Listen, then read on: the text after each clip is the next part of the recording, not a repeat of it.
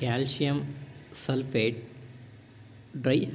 ಡೈಹೈಡ್ರೇಟ್ನ ಅಂದರೆ calcium sulphate ಡೈಹೈಡ್ರೇಟ್ನ ರಾಸಾಯನಿಕ ಹೆಸರು.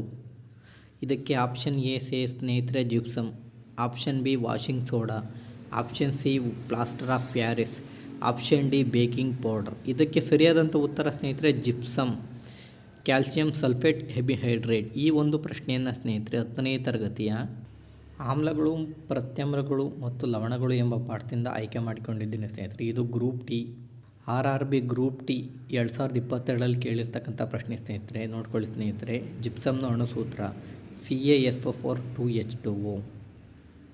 ಇದರ ರಾಸಾಯನಿಕ ಹೆಸರು ಜಿಪ್ಸಮು ಸ್ನೇಹಿತರೆ.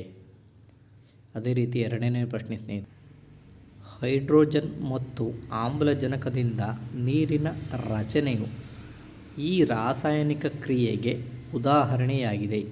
ಆಪ್ಷನ್ ಎ ಉತ್ಕರ್ಷಣೆ ಮತ್ತು ಅಪಕರ್ಷಣ ಕ್ರಿಯೆ, ಆಪ್ಷನ್ ಬಿ ವಿಭಜನೆ ಕ್ರಿಯೆ, ಆಪ್ಷನ್ ಸಿ ಸಂಯೋಗ ಕ್ರಿಯೆ, ಆಪ್ಷನ್ ಡಿ ಸ್ಥಾನಪಲ್ಲಟ ಕ್ರಿಯೆ. ಅಂದರೆ ಇದಕ್ಕೆ ಸರಿಯಾದಂಥ ಉತ್ತರ ಸ್ನೇಹಿತರೆ ಸಂಯೋಗ ಕ್ರಿಯೆ.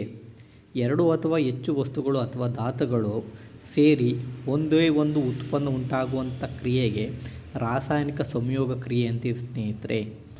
ಈ ಒಂದು ಪ್ರಶ್ನೆಯನ್ನು ಸ್ನೇಹಿತರೆ ರಾಸಾಯನಿಕ ಕ್ರಿಯೆಗಳು ಮತ್ತು ಸಮೀಕರಣಗಳು ವಿಜ್ಞಾನ, ಇದು 10ನೇ ತರಗತಿಯ ಪಾಠ ಸ್ನೇಹಿತರೆ. ನೋಡ್ಕೊಳ್ಳಿ ಸ್ನೇಹಿತರೆ, ಹೈಡ್ರೋಜನ್ ಮತ್ತು ಆಕ್ಸಿಜನ್ಗಳಿಂದ ನೀರು ಉಂಟಾಗುವುದು.